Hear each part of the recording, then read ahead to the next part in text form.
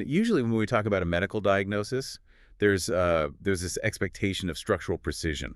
Like you break your arm, the X-ray shows that jagged white line in the radius, and Right, and the doctor just points to the screen and says, well, there it is. That's the problem. exactly, because a broken bone has a physical location.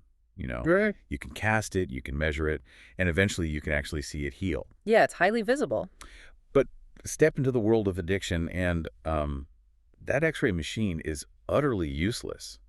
For the longest time, we were looking at a diagnostic landscape that is just incredibly murky. Completely. We couldn't just point to a spot on an X-ray. Right. And historically, we've treated addiction almost like a software glitch, like a temporary chemical imbalance, or honestly, worse, a failure of character. Which is such a damaging perspective. It really is. But today, we're doing a deep dive into the latest clinical insights from a fascinating Psychology Today article by Dr. Mark S. Gold. And we're actually peering inside the literal architecture of the addicted brain to find that physical jagged line. It's groundbreaking stuff. We're finally seeing the hardware changes. Okay, let's unpack this. Our mission today for you, the listener, is to understand why our foundational understanding of addiction missed the biggest piece of the puzzle. And, why certain substances create cravings that can literally persist for a lifetime. And to get there, we really first need to establish what we mean when we use the word addictive, because the medical community actually draws some very hard lines here. Right. Terminology matters immensely here. Dr. Gold points to this landmark study by David Nutt and his colleagues to clarify this. When scientists analyze drugs, they don't just lump everything into a harmful category. No, they use a really complex matrix. They look at toxicity, mental impairment, economic cost, and collateral damage to families and communities. And when you weigh the data using that broad societal lens, it's actually wild. The most harmful legal drug is alcohol. Yeah, the sheer volume of healthcare burdens, accidents, and domestic impacts, it just puts it at the top of the overall harm matrix. But conversely, if you shift the parameters to look exclusively at immediate lethality, meaning the substances most likely to cause an acute overdose, respiratory depression, and death, synthetic opioids, easily top the list. Exactly. But for this deep dive, we are narrowing the lens specifically to neurobiological addictiveness among illegal drugs. Right. We're talking about the highest persistent memory of the substance, the highest reinforcement scores, and the sheer drive for the next use, starting from the very first exposure. And when you isolate those specific metrics, the top tier is heroin, methamphetamine, and notably cocaine. Cocaine offers a really stark window into how addiction physically takes hold, right? Right, it does. Clinical studies examining a person's first recreational experience with cocaine reveal that it produces an extraordinarily high persistent memory. Oh, wow. From the very first use. From the very first use. That initial exposure strongly predicts later long-term drug-seeking behavior. It just embeds itself into the neural circuitry almost instantly. See, for decades, I was taught, and I think the broader medical community believed, that they knew exactly why it was so instantaneous. The famous dopamine hypothesis. Exactly. The basic idea is that the brain naturally releases dopamine to reward survival behaviors. Like you eat a high-calorie meal, you connect with a friend, and you get a small dopamine release. Right. It's the brain's internal ledger saying, hey, that activity was beneficial, let's do it again. And that ledger is how we evolved. But cocaine floods that system, creating a dopamine surge that is massively disproportionate to any natural reward. And so the brain registers this unnatural chemical flood and interprets the cocaine as the most valuable survival resource you have ever encountered. It intensely reinforces the behavior. But I have to push back on this old model because structurally, it just doesn't hold up to the reality of addiction. No, it doesn't. I mean, if this disease is purely about a temporary, massive surge of dopamine in the moment of use, then once a person goes through detox and the drug is entirely out of their system, why on earth do intense visceral cravings persist for months or even years? That is the exact question that stumped scientists for years. Right. If the chemical flood has completely receded, why does the physical desire remain so strong? Yeah, that gaping logical hole in the dopamine hypothesis was a massive hurdle. The dopamine model perfectly explains the mechanics of the high, but it completely fails to explain the mechanics of a relapse 5 years down the line. Right, exactly. So to solve that, researchers had to stop looking at temporary neurotransmitter surges and start looking directly into the DNA of the brain cells themselves. They were looking for permanent structural changes. Yes, and a monumental breakthrough in this area came from Eric Nestler and his team at the Mount Sinai School of Medicine. They discovered the role of a specific transcription factor called ΔFosB. ΔFosB.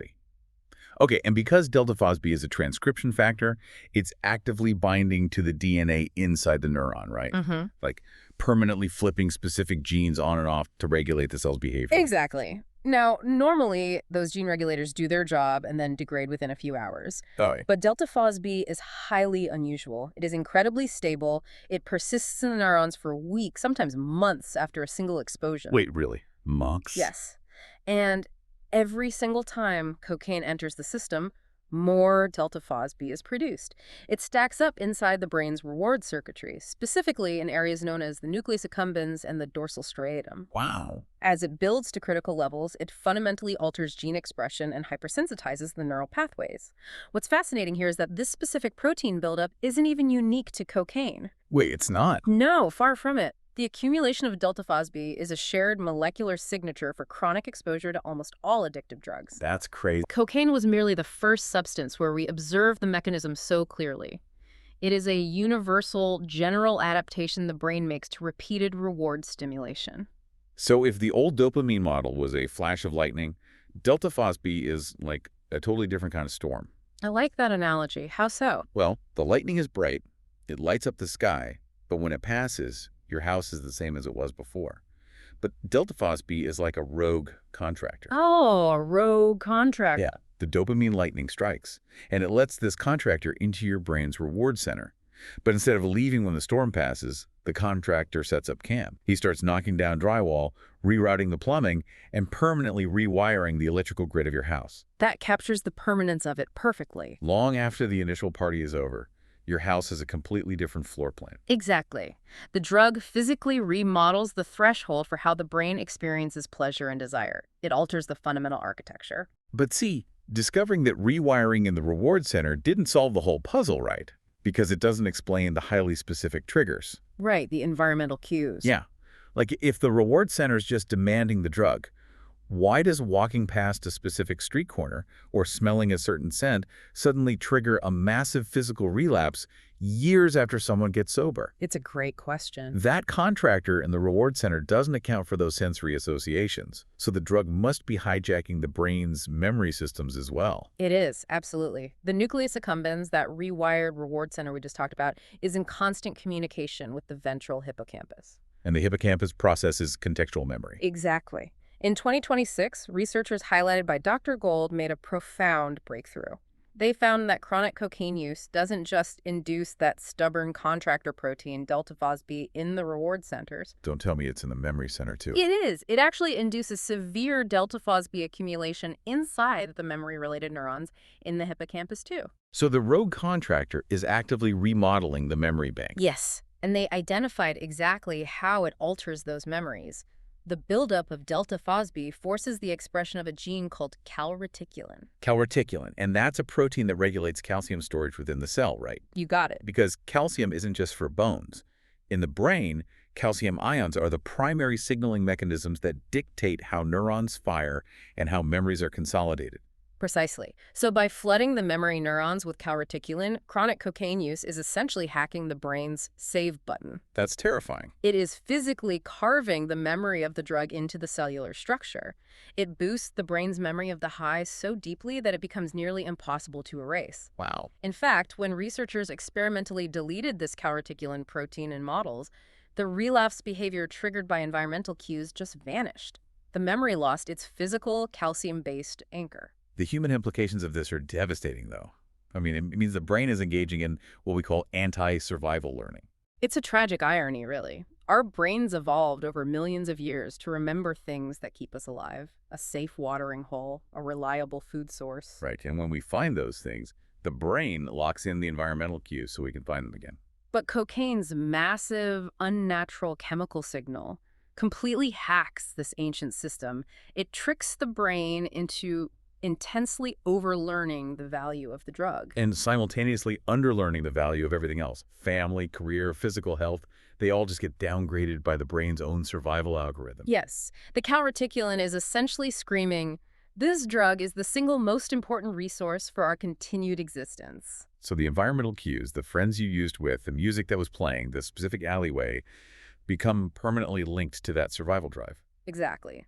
The brain is flawlessly executing its evolutionary job, but it's doing so based on pathologically corrupted programming. So because of this memory hijacking, a person struggling with severe addiction likely cannot even remember the exact moment they crossed the line from controlled recreational use to compulsive use, right? Right, because they didn't make a conscious, rational choice to cross that line. The hardware changed. It became an automatic survival drive. They are completely unaware of the transition because it's happening quietly at the level of gene expression. And as Dr. Gold points out, this is exactly why near-death experiences often fail to motivate behavioral changes in chronic users. Oh, wow. I never thought about that. Survivors of opioid overdoses, for example, remain at massive risk of dying in the year following their overdose. The rational mind knows it was a brush with death, but the rewired memory and reward circuits are demanding the substance to live. You are fighting an embedded survival circuit with logic, which is a losing battle. Absolutely. But wait, so the memory is permanently etched, the reward center is constantly demanding the substance, but a person still has a prefrontal cortex, right? They do. They still have a frontal lobe capable of higher order logic and impulse control. Why doesn't that rational brain just hit the brakes and veto the craving? Because the physical hardware responsible for that veto power is also compromised. Dr. Gold refers to this as the broken gate. Okay, the broken gate. Yeah. A relapse isn't just a general, hazy decline in brain function. It relies on the failure of very specific cells called parvalbumin-positive, or PV inhibitory neurons. Right. The PV neurons sit in the prefrontal cortex and act as a literal gate. They're supposed to control the flow of signals down to the reward circuit. In a healthy brain, they inhibit or block irrational impulses from turning into actions. But how does the drug physically break that specific gate? Chronic exposure alters the excitability of those PV neurons. It dampens their ability to fire properly, so the gate literally loses its structural integrity. Here's where it gets really interesting. If your prefrontal cortex is a nightclub, those PV neurons are like the bouncers. Okay, the bouncers. I like this. In a healthy brain, the bouncer stops random, dangerous cravings from entering the VIP reward section. Cut the impulse off. But addiction essentially puts the bouncer to sleep on the job. The gate is broken. So every single environmental trigger, a smell, a song, a bad day at work, waltzes right past the sleeping bouncer and triggers a massive craving. That's a great way to put it. The rational brain hasn't completely disappeared, but its primary regulatory pathway is compromised. The biological mechanism for impulse control is essentially offline. It's just wild. And to fully understand vulnerability here, we have to look at why some people's bouncers are more prone to falling asleep than others. Not everyone who tries cocaine develops a chronic disorder. Right, that's always been the huge question. Why do two people experiment with the same substance and one walks away while the other gets hooked instantly? Dr. Gold points to the Reward Deficiency Syndrome hypothesis, which was originally proposed by Kenneth Blum. This introduces a genetic lock-and-key vulnerability. Okay. Some individuals are genetically predisposed to have an abnormally low baseline level of dopamine signaling. Their natural reward system is underactive from birth. Oh, wow. So imagine living with a constant, say, 30% deficit in your dopamine levels. Exactly. The world just feels slightly muted to them. They don't get the same baseline joy from a beautiful day, a good meal, or a personal achievement that someone with a typical brain profile gets. You're just walking around with a subtle, constant emotional deficit. Now, imagine that person uses a drug like cocaine for the first time. The drug doesn't just make them feel high. It feels like it temporarily corrects that underlying deficit. Right. For the first time in their life, they feel normal. Or they feel the level of engagement with the world that they assume everyone else feels naturally. Exactly.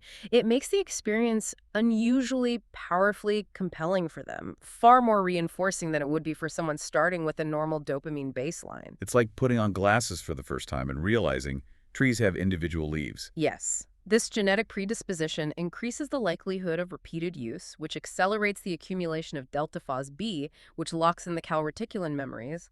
They are biologically highly vulnerable from day one. If we connect this to the bigger picture, This biological reality fundamentally destroys the societal stigma surrounding addiction. It really does. It strips it away entirely. For centuries, society has framed substance use disorders as personal weaknesses, a lack of willpower, a moral failing. And we now know that's just factually incorrect. Exactly. When you look at the actual diagnostic landscape, the accumulation of ΔFosB, the calcium-anchored memories governed by calreticulin, the sleepy bouncers in the prefrontal cortex, and the genetic lottery of reward deficiency syndrome, it is undeniably clear. Cocaine use disorder is a chronic, acquired disease of the brain's architecture. It is driven by pathological neuroplasticity. Pathological neuroplasticity, the brain's natural ability to change and adapt its plasticity, has become diseased. Right. Once that survival learning is embedded at the circuit level, it is essentially permanent, or at least extraordinarily difficult to reverse with sheer behavioral effort alone. We don't judge someone for having a malfunctioning pancreas and diabetes, yet we routinely judge people for malfunctioning PV neurons. It's a tragedy of misunderstanding. Which raises the ultimate question for the medical community. How do you treat a structural change? Because right now, the reality is pretty stark.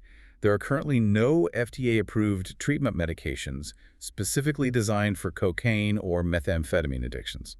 That absence of targeted therapeutics is a really heavy burden on the medical field, but Dr. Gold's perspective on this new research is actually filled with optimism. Oh, really? Yes, because in science, once you can finally name the target, you can start building the arrow. Right, by identifying these specific molecular drivers, we finally have the map. We do. Knowing that ΔFosB is acting as the rogue contractor, and knowing that calreticulin is anchoring the pathological memories, provides incredible hope. Because it opens the door for future targeted therapeutics. Exactly. We are now theorizing about medications that might eventually be able to enter the cell and literally reverse these physical brain changes.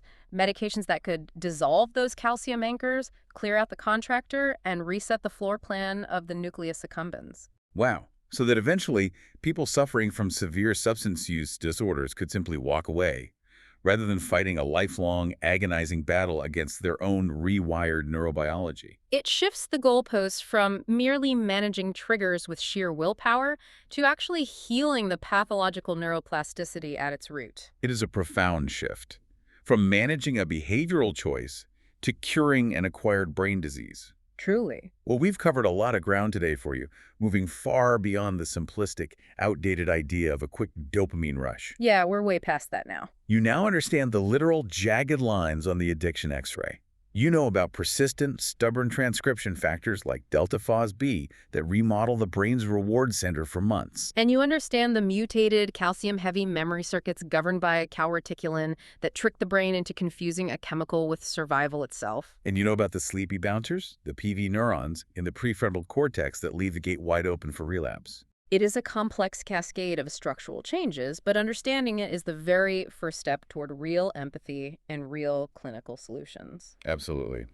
And as we wrap up, I want to leave you with a lingering question to ponder long after this deep dive ends. Think back to that architectural metaphor of the rogue contractor. Okay. If addiction fundamentally and permanently rewires our memory and reward pathways to fiercely overvalue a drug through structural proteins like calreticulin, what happens to a person's capacity to feel joy from normal, everyday, natural rewards, even decades after they manage to get sober? That is a profound question. Right. If the house has been permanently rewired to only handle a lightning storm, is the brain forever destined to live in a faded, muted emotional landscape?